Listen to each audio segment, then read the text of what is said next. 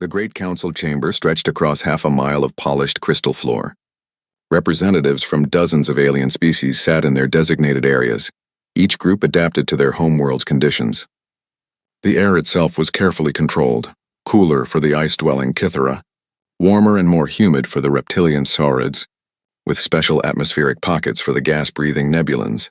Ambassador Zexathara of the Velkan hegemony adjusted his forearms as he reviewed the day's agenda. The Velkans had dominated galactic politics for over 3,000 years. Their massive star fleets and advanced weapons technology made them the unofficial military leaders of the Council. Beside him, the crystalline architects hummed their discussions in harmonic frequencies that translated into the common tongue through neural implants. At the far end of the chamber, almost overlooked among the grand displays of alien power, sat the human delegation. Dr. Sarah Chen occupied a simple chair behind a basic metal desk. No exotic technology, no impressive physical adaptations, no obvious signs of advanced civilization. Just a middle-aged woman in a plain blue uniform, taking quiet notes on what appeared to be an ordinary tablet. Computer. The morning session began with trade disputes between the Mercantile Syndicate and the Korthani war clans. Voices rose as both sides argued over shipping routes through contested space. The architects offered their mathematical calculations to resolve the conflict. The Velkans suggested military escorts for trade convoys. Throughout it all, Dr. Chen remained silent, occasionally nodding but never speaking. Admiral Korthak, the scarred veteran who led the Korthani military, noticed this pattern. In 3 years of council meetings, the human representative had barely contributed to any major discussion. When directly addressed, she would offer polite responses and defer to Earth's peaceful policies. The Korthani had conquered dozens of star systems through superior military tactics. Yet these humans seemed completely uninterested in expansion or conflict. During the lunch break, several ambassadors gathered in the diplomatic lounge. The room buzzed with conversations in multiple languages and communication methods. The nebulans flickered their bioluminescent patterns, while the insectoid hive speakers clicked rapidly among themselves. "I still don't understand why we granted full council membership to the humans," Zexathara said, his translator device converting his rapid clicks into standard galactic. "They control what, 5-star systems? The smallest territory of any council member." Architect Prime resonated thoughtfully. Their faster-than-light technology was impressive when they first made contact. Achieving space travel independently showed promise. "That was 25 years ago," Admiral Korthak growled. "Since then, they've done nothing remarkable. No military expansion, no technological breakthroughs shared with the Council, no territorial disputes with neighbors. They're barely more advanced than when we first met them." Dr. Chen entered the lounge quietly, moving toward the beverage dispensers. The conversation didn't stop, but several ambassadors glanced in her direction. She seemed completely unaware of their discussion, focused on preparing what appeared to be a simple cup of coffee, human custom that had puzzled other species since first contact. "Perhaps that's their strength," suggested Veltar, from the Peaceful Collective. His species had evolved from herd animals and valued harmony above all else. "Not every civilization needs to be aggressive or expansionist," Admiral Korthak snorted. "In this galaxy, peaceful species don't survive long. The Devourers proved that when they wiped out the gentle ones last century. The humans are lucky they're in such an isolated region of space." The afternoon session focused on defense preparations. Reports from the Outer Rim told troubling stories. Deep space monitoring stations had detected unusual energy signatures beyond the galactic edge. Long-range probes sent to investigate had simply vanished without transmitting any data back. Commander Theiss of the Deep Space Patrol presented her findings to the Council. "We're dealing with something completely unknown. The energy readings don't match any known stellar phenomena or technological signatures in our databases." The holographic display showed the galaxy's edge, with red markers indicating the lost probe positions. A pattern was emerging. Whatever was out there was moving inward, systematically destroying anything that came too close. "Could this be a natural phenomenon?" asked the lead architect. "Perhaps a previously unknown type of stellar collapse or exotic matter interaction." Commander Theiss shook her head. "The movement patterns are too organized. This appears to be artificial in origin, and it's heading toward inhabited space." A chill settled over the chamber.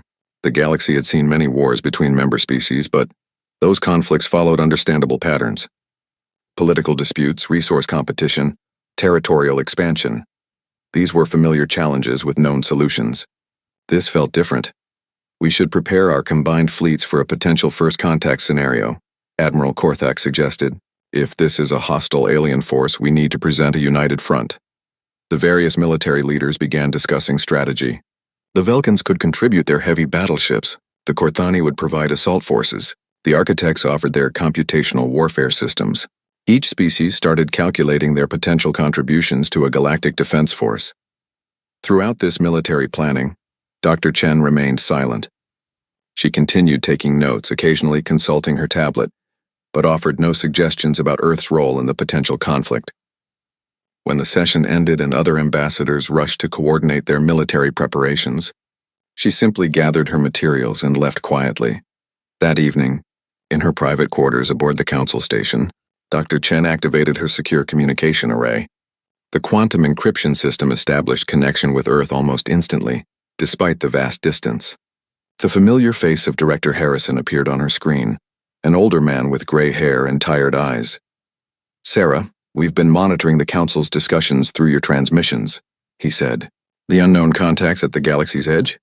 They're getting closer to inhabited space," she replied.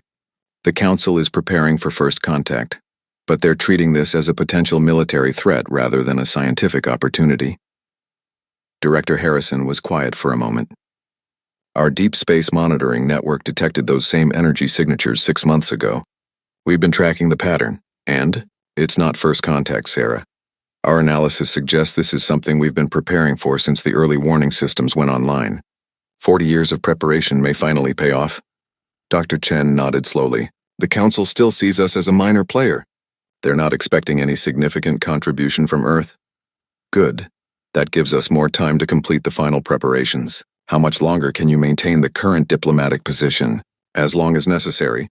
They've become comfortable with humanity being the quiet species in the corner. No one expects us to suddenly become militarily significant." Director Harrison smiled grimly. "They're about to learn something about human nature that we prefer to keep private until absolutely necessary." The communication ended, leaving Dr. Chen alone with her thoughts. Outside her window, the council station continued its slow rotation, displaying the beauty of local space. Thousands of ships from dozens of species moved in carefully regulated traffic patterns. It was a testament to galactic cooperation and peaceful coexistence. Soon, that peace would be tested in ways the galaxy had never experienced. And when that test came, humanity would finally reveal what they had been building in the quiet corners of their isolated star systems. Dr. Chen returned to her diplomatic notes, maintaining the careful facade that had served Earth's interests for over 2 decades. The galaxy thought they understood humanity. They were about to discover how wrong they had been. The emergency alarm echoed through the council station at 0347 Standard Galactic Time. Red lights flashed in every corridor as representatives scrambled from their sleeping quarters toward the emergency assembly hall. Ambassador Zexthara rushed through the corridors, his forearms struggling to fasten his ceremonial robes while accessing urgent data feeds on his personal communicator. The news was worse than anyone had imagined. The unknown contacts from the galaxy's edge had finally revealed themselves, and they were nothing like the theoretical first contact scenarios the Council had prepared for. Deep space monitoring stations along the outer rim transmitted horrifying images before going silent one by one. Commander Thiss stood at the central holographic display, her usually calm demeanor replaced by barely controlled panic. The 3-dimensional map of the galaxy showed a spreading wave of destruction moving inward from multiple points. Red zones marked star systems that had gone completely dark. No communications, no energy signatures, nothing but empty space where thriving civilizations had existed just days before. The outer colonies were hit first, she reported to the hastily assembled council members. 12 star systems completely dark. No survivors, no debris, no trace that billions of sentient beings ever existed there. The holographic display zoomed in on the destroyed regions. Where planets should have been, space scanners detected only vacant orbital paths. The attackers hadn't just conquered these worlds, they had consumed them entirely, leaving nothing behind. Admiral Korthak studied the tactical data with growing horror.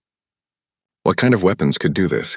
Complete matter conversion? Some form of exotic physics we've never encountered? It's worse than that, Commander Thiss replied. Long-range sensors detected the attackers before they reached the outer colonies. They're not using conventional weapons at all. The display shifted to show the first clear images of the invading force. Massive organic vessels filled the screen. living ships that pulsed with bioluminescent patterns and extended tentacle-like appendages toward their targets. Each ship was the size of a moon, and they moved through space in coordinated swarms numbering in the thousands. Biological warfare on an interstellar scale, whispered the lead architect, her harmonic voice trembling with disbelief. They're not conquering worlds, they're eating them. The council chamber erupted in panicked voices. Representatives demanded immediate evacuation of their home systems. Military leaders called for full fleet mobilization. The peaceful collective's representatives simply sat in stunned silence, their philosophy of galactic harmony shattered by the reality of an enemy that couldn't be reasoned with. We need to organize the combined defense fleets immediately, Admiral Korthak declared. Every available warship from every member species. This isn't about territorial disputes anymore. This is about survival. As the military leaders began coordinating their response, Dr. Chen remained quietly in her designated area. Her tablet displayed the same tactical information as everyone else's systems, but she seemed unusually calm compared to the chaos around her. Several other ambassadors noticed her composed demeanor and found it strange. The human territories are directly in the path of the main invasion force, Zexathera pointed out. Dr. Chen, what are Earth's plans for evacuation? We can provide transport ships if necessary. Dr. Chen looked up from her tablet with that same diplomatic smile she'd worn for 3 years. Thank you for the concern, Ambassador. Earth is implementing our emergency protocols. Protocols? Admiral Korthak turned toward her. You have protocols for this kind of threat? Every responsible government prepares for various contingencies, she replied calmly. We've run scenarios for potential hostile contact since achieving space travel. The explanation seemed reasonable, but something about her tone bothered the military commander. Most species were panicking at the unprecedented nature of the threat. The humans seemed almost prepared. The tactical display updated with new information from deep space reconnaissance. The biological ships were moving faster than initial estimates suggested. At their current speed, they would reach the outer edge of human space within 18 hours. That's impossible, Commander Thiss said. No biological organism can survive acceleration forces that intense. Unless they're not entirely biological, suggested one of the architect mathematicians. Perhaps some form of hybrid technology we don't understand. The debate over the attacker's nature was interrupted by incoming emergency transmissions. The few survivors from the attacked colonies were sending final messages before their communication arrays failed. The recordings showed scenes of horror, bioships releasing clouds of smaller organisms that swarmed over planetary surfaces, consuming everything from vegetation to manufactured structures to the inhabitants themselves. They're not just destroying civilizations, Dr. Chen observed quietly. They're harvesting them. The biological matter, the technological resources, even the knowledge stored in computer systems, everything gets absorbed into their collective. Several ambassadors turned toward her. How can you know their intentions from these limited recordings? Zexathera asked.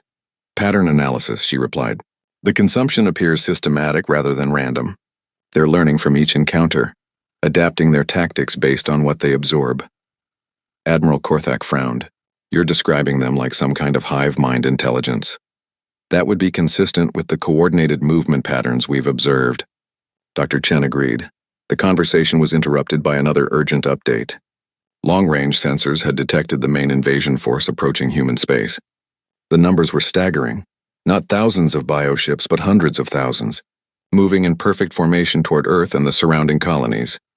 We need to evacuate the entire human population immediately, Zexathera declared.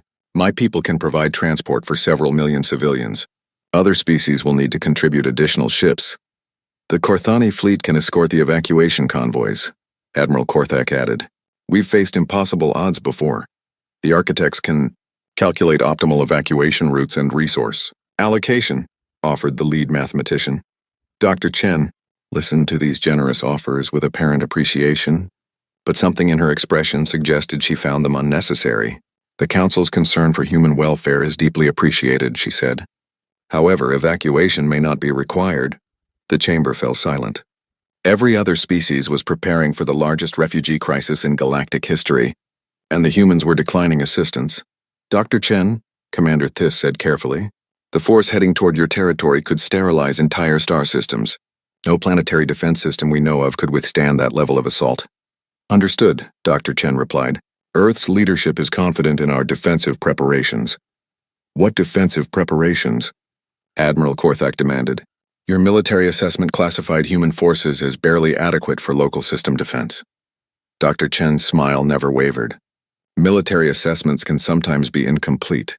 Before anyone could respond, her personal communicator chimed softly. She glanced at it briefly, then stood and gathered her materials. If you'll excuse me, I need to transmit an update to Earth. The invasion force will reach our outer monitoring stations within the next few hours. As she walked toward the exit, Zexathera called after her. Dr. Chen, are you certain your government understands the magnitude of this threat? She paused at the doorway and turned back. Ambassador, I can assure you that Earth has been preparing for this exact scenario for a very long time. After she left, the remaining council members sat in uncomfortable silence. Something about the human representative's confidence didn't match the desperate situation her species was facing. She seemed almost eager for this confrontation, observed the peaceful collective's representative. Impossible, Admiral Korthak replied. No rational species would welcome an encounter with force this overwhelming. But as the hours passed and updates continued arriving about the approaching biofleet, several council members began to wonder if there was something about humanity that their intelligence assessments had missed. The first contact with the invasion force was scheduled to occur in human space within 12 hours. The galaxy was about to witness either the complete destruction of Earth civilization or discover that the quiet species from the Sol system had been hiding something extraordinary. The council chamber had been converted into an emergency command center. Dozens of displays showed real-time data from the approaching biofleet as it entered the outer edge of human space. Admiral Korthak stood before the main tactical screen, his scarred face grim as he watched what appeared to be humanity's final hours. Bioship contact confirmed, Commander Thiss announced. The invasion force is entering the Sol system's outer monitoring perimeter. Initial count shows over 300,000 hostile vessels. The numbers were beyond comprehension. The entire combined fleet of the Galactic Council contained fewer than 50,000 ships, and most of those were patrol vessels and cargo transports. The biological armada approaching Earth could overwhelm every military force in known space. Ambassador Zexathera watched the sensor readings with growing dread. Has there been any response from the human defense forces? Negative, replied the communication officer. All standard military frequencies remain silent. We're detecting minimal energy signatures from their known naval installations. The architect observers hummed in mathematical harmonies as they calculated probable outcomes. Their analysis was unanimous. Complete extinction of human civilization within 6 hours of first contact. Several council members had already begun composing memorial statements for the species they were about to lose. Dr. Chen entered the command center quietly, carrying her usual simple tablet. Her calm demeanor seemed almost offensive given the circumstances. Other ambassadors stepped aside as she approached the main display, but she showed no signs of panic or desperation. Dr. Chen, Commander Thiss said gently, we're still receiving no response from Earth's defense forces. Our evacuation ships are standing by if your government changes its position. Thank you, Commander. That won't be necessary. Admiral Korthak turned toward her with barely controlled frustration. Dr. Chen, I don't think you understand the situation. The force approaching your homeworld could crack planets. No conventional defense can stop them. You're absolutely correct, Admiral. Conventional defenses would be completely inadequate. The biofleet crossed into the inner system, passing Jupiter's orbit without slowing. Their massive organic hulls pulsed with alien energy as they maintained perfect formation toward Earth. Long-range sensors showed the lead ships beginning to separate into assault groups, preparing for planetary bombardment. Contact in 47 minutes, Commander Thiss announced. Her voice carried the weight of witnessing an approaching genocide. That's when the first anomaly appeared. Wait, the sensor operator called out. I'm detecting massive energy spikes throughout the Sol system. Power signatures that weren't there 5 minutes ago. The main display shifted to show the human star system in detail. Red warning indicators began appearing everywhere, around asteroids, near space stations, even in seemingly empty regions of space. The energy readings were unlike anything in the Council's database. Those power levels are impossible, whispered one of the architect mathematicians. Some of those signatures are reading at stellar-class output. Admiral Korthak studied the display with growing confusion. What kind of hidden installations could generate that much power? Dr. Chen consulted her tablet briefly. Counselors, you are now observing Terran Defense Protocol 7. Before anyone could ask what that meant, space around Earth began to change. The asteroid belt, which had appeared normal on all previous scans, suddenly came alive with activity. Massive structures emerged from what had seemed like ordinary rocks. Mining platforms revealed themselves as weapons installations. Research stations uncloaked to show their true nature as military command centers. Impossible, Commander Thias breathed. Those energy signatures would have been detectable. Our sensors should have identified military installations. Stealth technology, Admiral Korthak realized, but on a scale we've never encountered. The transformation wasn't limited to the asteroid belt. Throughout the Sol system, civilian installations were revealing hidden capabilities. Orbital manufacturing stations around Mars opened to release swarms of fighter craft. The Moon's research bases extended massive energy cannons. Even Earth's weather monitoring satellites were deploying weapons arrays, but the most shocking revelation came when the first human fleet uncloaked. Ships began appearing, from apparent empty space, not dozens but thousands. Sleek vessels, unlike anything in the Council's databases, moved with impossible precision toward the approaching biofleet. Their hull design suggested technology decades ahead of current galactic standards. Where did they come from? Zexathara demanded. Our intelligence reports showed human naval forces numbering in the hundreds, not thousands. Dr. Chen remained calm as more fleets continued materializing. Intelligence assessments are only as accurate as the information they're based on. A second wave of human ships decloaked, then a third. Each fleet was larger than the previous one. The sensor operators struggled to keep track of the rapidly changing tactical situation as human naval forces continued appearing throughout the system. Current count exceeds 100,000 vessels, Commander Thiss reported, her voice filled with disbelief. And they're still decloaking additional units. Admiral Korthak stared at the display in shock. This is impossible. Building a fleet this size would require industrial capacity beyond what we've observed in human space. Unless they've been building in secret for decades, the lead architect suggested. The mathematical requirements for hiding this level of military production. Her harmonic voice trailed off as the implications became clear. Humanity hadn't just been hiding their military capabilities, they had been conducting the largest deception operation in galactic history. The biofleet, which had seemed overwhelmingly massive just minutes before, now found itself facing an enemy that matched their numbers. But the surprises weren't finished. As the alien ships approached Earth's orbital perimeter, the planet itself began to change. Massive defense installations rose from what had appeared to be normal cities. Orbital rings that the Council had cataloged as climate monitoring systems revealed themselves as planetary shield generators. The ocean floors opened to release additional ship formations that had been hidden in underwater bases. They've turned their entire star system into a fortress, Admiral Korthak said quietly. Dr. Chen finally looked up from her tablet. Earth has been preparing for this encounter for 43 years. We detected signs of the biofleet's approach long before they reached galactic space. 43 years? Commander Thiss asked. But first contact with the Council was only 25 years ago. First contact with the Council, yes. But humanity developed deep space monitoring capabilities well before we announced our presence to galactic civilization. The full scope of human planning was becoming clear. Everything the galaxy had witnessed, the small colonies, the modest trade agreements, the defensive posture, had been carefully calculated to conceal a massive military buildup. You've been lying to us, Zexathara accused. For decades, we've been protecting you, Dr. Chen corrected. And ourselves. This biofleet represents an extinction-level threat to all galactic civilization. Someone needed to be ready. The first weapons exchange began as the bioships entered Earth's outer defense perimeter. Human energy weapons, clearly generations ahead of Council technology, began carving through alien hulls with surgical precision. The biological ships responded with their own attacks, but their weapons seemed to have minimal effect against human shield technology.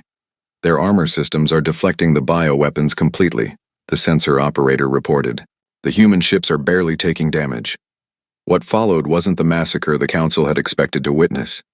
Instead, they watched as humanity's hidden fleet began systematically dismantling the most terrifying force the galaxy had ever encountered. Human ships moved in perfect coordination, their tactics suggesting centuries of military evolution rather than decades. How is this possible? Admiral Korthak asked. Dr. Chen smiled for the first time since the crisis began. Admiral, you're about to learn something important about human nature. We're very good at preparing for the worst possible scenarios. The battle for Earth lasted exactly 6 hours and 17 minutes. When it ended, the Council observers sat in stunned silence as they watched human ships conducting systematic cleanup operations throughout the Sol system. Not a single bioship had escaped. The invasion force that should have consumed humanity had been completely annihilated. Admiral Korthak studied the tactical aftermath with professional amazement. I've never seen combat efficiency like this. They didn't just defeat the biofleet, they destroyed it down to the last organism. The main display showed human vessels methodically hunting down escape pods and collecting bioship debris. Nothing was being left to chance. Advanced human scanners identified every piece of alien technology, every biological fragment, every data storage system from the destroyed fleet. They're not just cleaning up, Commander Theiss observed. They're conducting detailed analysis of everything they've captured. This is intelligence gathering on an industrial scale. Dr. Chen approached the central command area, her tablet now displaying information she had kept hidden throughout the crisis. The biofleet's destruction was necessary, but it was only the first step. The real threat lies at the source. Source? Zexthara asked. You mean there are more of these creatures? Many more, Dr. Chen confirmed. This invasion force was just the advanced scouts. Our deep space monitoring has tracked the main bioswarm for over a decade. It's currently positioned at the galaxy's edge, consuming resources and preparing for full-scale invasion. The council chamber fell silent. The force they had just witnessed destroyed was only a small part of a larger threat. The implications were terrifying. How large is the main swarm? Admiral Korthak asked quietly. Dr. Chen consulted her tablet. Conservative estimates suggest several million bioships, with the capability to reproduce rapidly using consumed matter. If they reach the galactic core, every inhabited world will be consumed within months. Commander Theiss pulled up galactic defense projections. Even with our combined fleets, we couldn't stop a force that size. The mathematics are impossible. Which is why humanity will be handling this threat directly, Dr. Chen announced calmly. Before anyone could respond, new contacts began appearing on long-range sensors. Human ships were arriving in the Sol system from directions that should have contained empty space. Not hundreds or thousands this time, but hundreds of thousands. Fleet formations that stretched across multiple star systems moved with purpose toward predetermined coordinates. Where are they coming from? Zexthara demanded. Hidden shipyards throughout human space, Dr. Chen explained. And some beyond it. We've been building this fleet for 4 decades using manufacturing facilities that the Council never knew existed. The scale of deception was breathtaking. Humanity had apparently constructed an industrial infrastructure capable of producing warships faster than some species could build civilian transports. The quiet colonies that the Council had dismissed as insignificant were revealing themselves as massive military production centers. This is the full Terran deep space fleet, Dr. Chen continued. 2.7 million vessels, fully equipped for extended operations beyond galactic borders. Admiral Korthak stared at the numbers. 2.7 million ships? That's more naval power than every Council species combined. We've had longer to prepare, Dr. Chen said simply. As the massive human armada organized itself, Dr. Chen addressed the Council directly for the first time since the crisis began. The bioswarm will be eliminated at its source. Human forces are moving to intercept and destroy the main body before it can reach any inhabited systems. You're talking about an extragalactic military campaign, the lead architect pointed out. The logistics alone would be impossible. Not for us, Dr. Chen replied. Each fleet group is self-sufficient. Mobile shipyards, resource processors, research facilities, even colonization equipment. We're not just sending warships. We're sending a complete civilization designed for long-range operations. The human fleet began its departure from the Sol system in carefully coordinated waves. As each formation passed through Council space, the observers got their first close look at technology that surpassed their understanding. Human ships didn't just move. Faster than anything in the Council's databases, they moved through space in ways that seemed to violate known physics. They're faster than light. Drives are operating at efficiency levels we thought were theoretical. Limits, observed one of the architect scientists. Not theoretical for us, Dr. Chen noted. We've had decades to refine our technology while appearing to lag behind Council standards. As the fleets passed through Velkan territory, Ambassador Zexthara watched formations that extended beyond the range of his sensors. Each individual fleet group was larger than his empire's entire navy, The sight was both magnificent and terrifying. Why didn't you trust us? He asked Dr. Chen. The council could have helped prepare for this threat. Dr. Chen considered her response carefully. Ambassador, humanity learned early in our space exploration that the galaxy contains forces beyond conventional military response. The bioswarm is just one example. We decided it was better to be prepared for such threats than to hope they would never appear. But the deception, Commander Thiss protested. 40 years of hiding your true capabilities. 40 years of ensuring galactic survival, Dr. Chen corrected. If the Council had known about humanity's military capacity, it would have changed the entire balance of galactic politics. Wars would have been fought over access to our technology. Species would have demanded alliance terms that compromised our defensive preparations. Admiral Korthak nodded slowly, understanding the strategic logic. By appearing weak, you ensured that any first contact with the bioswarm would happen on your terms. Exactly. The swarm was always going to test galactic defenses eventually. We made certain that test would occur where we were best prepared to meet it. Over the following days, reports arrived from the human fleet's progress toward the galaxy's edge. Their speed was unprecedented. Ships that should have taken months to reach the target coordinates were arriving in weeks. Whatever technology humanity had developed, it far exceeded anything the Council had imagined possible. They're not just faster, Commander Thiss reported. They're moving through space in formation groups numbering in the hundreds of thousands. The coordination required for that kind of fleet movement suggests command and control systems, decades ahead of our capabilities, finished the lead architect as the human armada approached the galaxy's edge. Long-range sensors began detecting the bioswarm's main body. The enemy force was even larger than humanity's estimates had suggested. Millions of bioships clustered around several star systems, consuming everything in sight while producing new vessels from harvested matter. The swarm is actively growing, Dr. Chen reported to the Council. It's been feeding on whatever it could find in the void between galaxies. Our fleet will need to move quickly to prevent it from becoming even larger. Dr. Chen, Admiral Korthak asked, are you certain your forces are sufficient for this task? The numbers are staggering. For the first time in months, Dr. Chen's diplomatic composure showed a hint of something else. Not doubt, but anticipation, Admiral. You're about to learn what happens when humanity stops pretending to be a minor galactic power.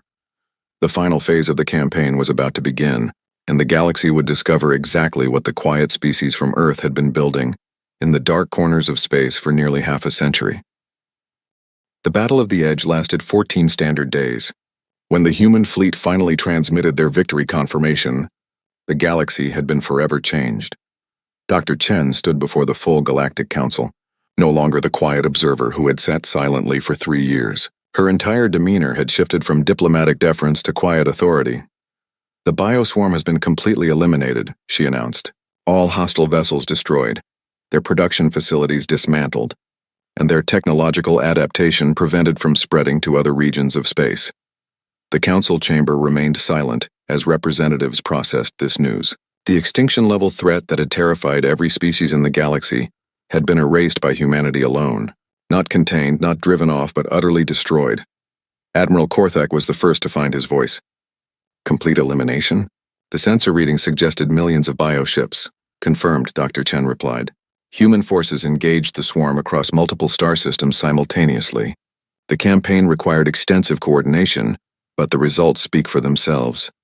Commander Thiss pulled up the transmitted battle reports on the main display. The tactical data was almost impossible to believe. Human fleet groups had surrounded the entire bioswarm, creating a containment field that prevented any escape while systematically destroying enemy vessels. The efficiency was beyond anything in recorded military history. Your casualty reports, Zexathera asked carefully. Dr. Chen consulted her tablet. Human losses were minimal. 17 ships damaged, 4 requiring major repairs.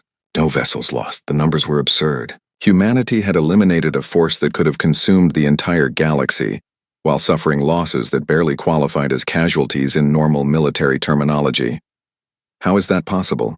Demanded the lead architect. The mathematical probability of such low losses against a superior force approaches 0. Not superior, Dr. Chen corrected.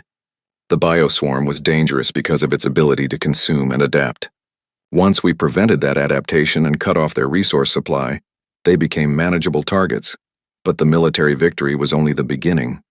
As human ships returned from the galactic edge, they brought with them technological advances that revolutionized everything, the council thought. They knew about science and engineering. We've successfully reverse-engineered the bioswarm's adaptation protocols, Dr. Chen reported to a special technology council session. The applications for medical science alone will extend average lifespan across all species by several centuries. She activated a holographic display showing biological modification, techniques derived from captured biochip technology. The medical possibilities were staggering. Cellular regeneration, disease immunity, even the potential for cross-species genetic compatibility. Additionally, we've developed new energy generation systems based on bioswarm power sources. These systems can provide unlimited clean energy for planetary populations. The energy technology demonstrations showed power outputs that could supply entire star systems from installations smaller than traditional fusion plants. The implications for galactic civilization were overwhelming. Manufacturing applications include matter conversion systems that can produce any required materials from basic atomic components. Dr. Chen continued, starship construction times can be reduced from years to weeks. Ambassador Zexathara listened to these revelations with growing amazement and concern. Dr. Chen, you're describing technology that could transform galactic civilization overnight. Yes, she agreed. And humanity is prepared to share these advances with all council species. The offer seemed too generous to be genuine. Species that had dismissed humanity as irrelevant were suddenly being offered technological gifts beyond their imagination. What does Earth want in return? Admiral Korthak asked suspiciously. Dr. Chen's diplomatic smile returned. The same thing we've always wanted, Admiral. Peace and stability for all galactic civilizations. But the political transformation was already beginning. Species that had barely acknowledged human presence were now competing for favorable diplomatic relations with Earth. Trade agreements were being rewritten to accommodate humanity's suddenly revealed economic capacity. Military alliances were restructured around Earth's position as the galaxy's dominant protective force. The Velkan hegemony, which had controlled galactic military policy for millennia, quietly restructured their expansion plans. Their fleets, once the most powerful in known space, were now clearly inadequate compared to human capability. Zexathara found himself requesting meetings with Dr. Chen rather than issuing demands. The Korthani war clans, whose martial culture had defined them for centuries, began requesting training exchanges with human military academies. Admiral Korthak personally submitted applications for Korthani officers to serve aboard human vessels. Even the ancient architects, who had witnessed the rise and fall of dozens of galactic civilizations, spoke of humanity with something approaching reverence. Their mathematical models for galactic development had to be completely revised to account for human capabilities. The paradigm shift is unprecedented, the lead architect reported to her collective. Humanity has achieved technological advancement, rates that exceed our theoretical limits by several orders of magnitude.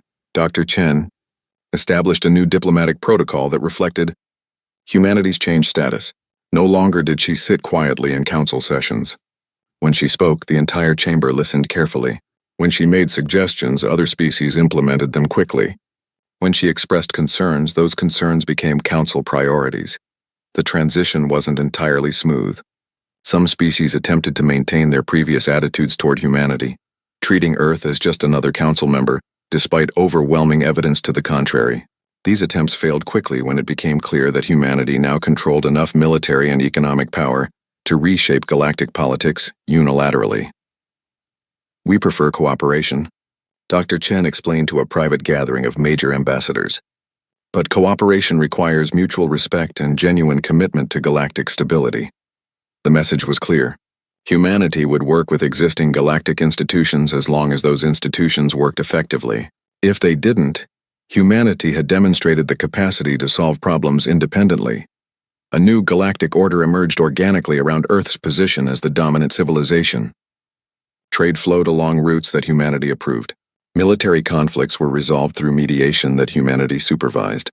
Scientific research advanced through collaboration with human institutions. The transformation was completed when the Council formally recognized Earth as the primary guarantor of galactic security. The title had never existed before, but it accurately described humanity's new role. When threats arose, other species looked to human forces for resolution. When disputes erupted, they sought human mediation. Dr. Chen accepted these responsibilities with the same calm demeanor she had always displayed. Humanity never sought dominance over galactic civilization, she told the full council during the formal ceremony. But we recognize that in a universe containing forces like the bioswarm, someone needed to be prepared to defend what we've all built together. The ceremony concluded with representatives from every council species formally thanking humanity for their protection. Species that had patronized Earth just months earlier now offered tribute in alliance terms. As the chamber emptied, Dr. Chen remained behind, reviewing her notes from the past 3 years. The careful diplomatic facade, the patient deflection of questions, the maintenance of humanity's apparent weakness, all of it had served its purpose.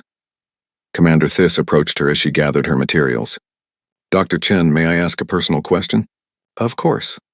During all those council sessions when we treated humanity as insignificant, when we dismissed your people as irrelevant to galactic affairs, were you ever tempted to reveal the truth? Dr. Chen considered the question carefully. Commander, there's an old human saying where we speak softly and carry a big stick. We preferred that other species underestimate us rather than fear us. And now? Now the galaxy knows what humanity is capable of when our friends are threatened.